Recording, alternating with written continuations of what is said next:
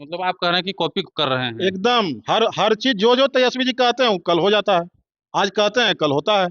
लेकिन प्रशांत किशोर जिस तरीके से रणनीति बना रहे हैं वो खास करके आपकी कौम के लोगों के प्रति, या एमआईएम, नुकसान तो थोड़ा बहुत होगा ना जी। ना ना, कहीं कोई नुकसान ही नहीं है, उम्मीदें नहीं है किन्हीं लोगों से, तो नुकसान क्या होगा। कैसे धन्यवाद। होगा? मगध में बेड़ा पार 2025 में लगेगा।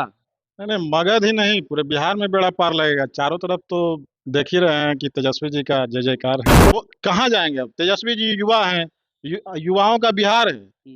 बिहार में अभी युवा जो है उसको एक ही चेहरा दिख रहा है, तेजस्वी जी। तो तेजस्वी जी ने काम करके भी दिखाया है, तो उम्मीद मान के चलिए मगध हो या पूरे बिहार हो, हम जहाँ जहाँ भी जा रहे हैं तेजस्वी जी का ही जय जयकारा हो रहा है। बिहार में विधानसभा का चुनाव अब एकदम नजदीक आ गया है रे भाई। तमाम जो उम्मीदवार हैं, तमाम जो संभावित उम्मीदवार हैं, तमाम जो जीते हुए विधायक हैं अपने क्षेत्र में पहुंच चुके हैं। हालांकि चुनाव आयोग ने अभी तारीखों की घोषणा नहीं की है, बावजूद इसके तमाम जो नेता हैं, तमाम जो जीत चुनाव में टिकट की चाह रखते हैं या जो जीते हुए हैं, एकदम अपने क्षेत्र में जनता के बीच पहुंच चुके हैं। कहाँ क्या होगा ये कहा नहीं जा सकता है। बात आज हम मगध की करेंगे, और मगध में भी खास करके महागठबंधन की बात करेंगे। और हमारे साथ आरजेडी के युवा नेता वाहिद खान है। वाहिद खान जी, स्वागत है। कैसे होगा? मगध में बेड़ा पार 2025 में लगेगा। नहीं नहीं, मगध ही नहीं पूरे बिहार में बेड़ा पार लगेगा। चारों तरफ तो देख ही रहे हैं कि तेजस्वी जी का जय जयकार है। कैसे जय जयकार है? एकदम सत्ता पक्ष वाला गर्दा उड़ेले है, एकदम कह रहा है कुछ नहीं होगा, 25 सीट नहीं आएगा। देखिए, मैच जब होता है ना, फाइनल मैच, तो उससे पहले सेमीफाइनल मैच भी होता है। तो 17 महीने की जो सरकार रही, तो लोगों ने सेमीफाइनल मैच देखा कि किस तरह से तेजस्वी जी ने युवाओं के प्रति काम किया, जिस तरह से रोजगार दिया 5 लाख, और बहुत सारे ऐसे काम किए जो युवाओं में एक विश्वास जगा है।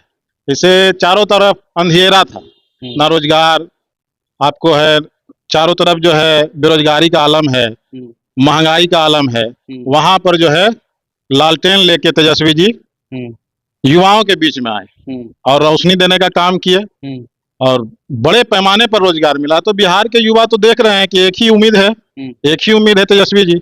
इसी को लेके हम लोग चुनाव में जा रहे हैं। मगध में तो आप जमीन पे काम कर चुके हैं, ठीक है।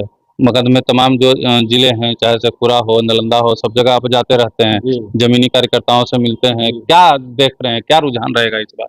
नहीं, रुझान तो जबरदस्त रहेगा। पिछले बार के चुनाव में भी मगध का बहुत बेहतरीन परफॉर्मेंस रहा है, और इस बार भी बहुत बेहतरीन रहेगा। पिछले बार भी आप देखिएगा तो मगध का बहुत चारों तरफ परचम बुलंद था, इस बार भी बुलंद रहेगा। नीतीश जी का गृह जिला भी उसी मगध में आता है, कैसे रहेगा? गृह जिला था तो गृह जिला है, तो क्या वहाँ हम लोग नहीं जीते हैं क्या?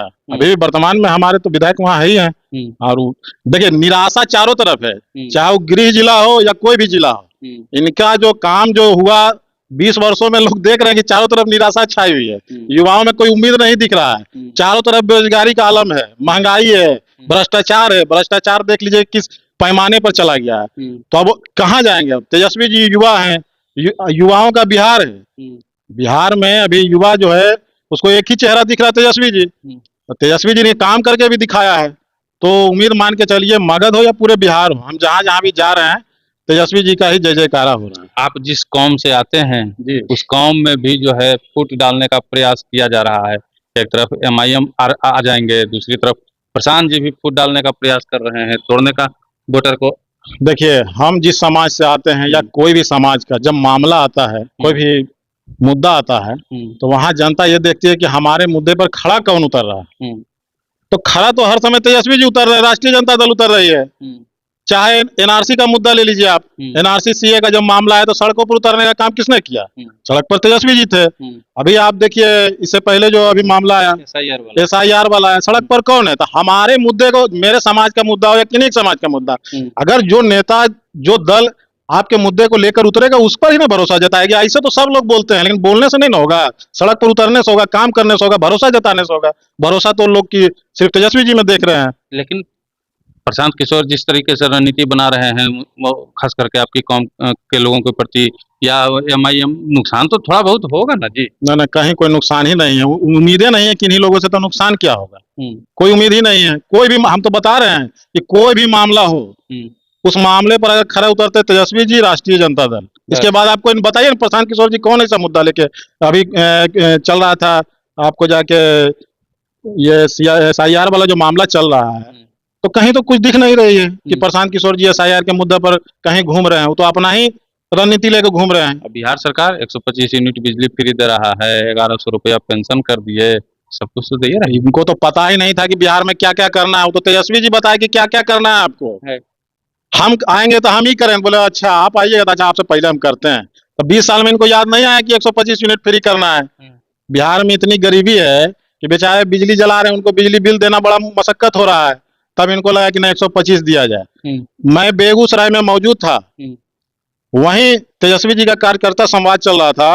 वहां हम लोगों ने और वहां के कार्यकर्ताओं ने, जनता ने कहा कि यहाँ बहुत जो है वृद्धा पेंशन जो है या जो विधवा पेंशन है मात्र 400 रुपया मिलता है। अब बताइए इस महंगाई के जमाने में, जिस मतलब महंगाई का जो आलम, जो मोदी जी का महंगाई चल रहा है, उसमें 400 रुपया मिल रहा है। तेजस्वी जी ने उसी दिन वादा किया कि कल सुबह हम इसको जो है करेंगे कि हमारी सरकार आएगी, हम 1500 देने का काम करेंगे। उसको भी कॉपी किया गया, उसी का है देन है कि आज 1100 रुपया लोगों को मिल रहा है। मतलब आप कह रहे हैं कि कॉपी कर रहे हैं? एकदम हर चीज जो तेजस्वी जी कहते हैं वो कल हो जाता है।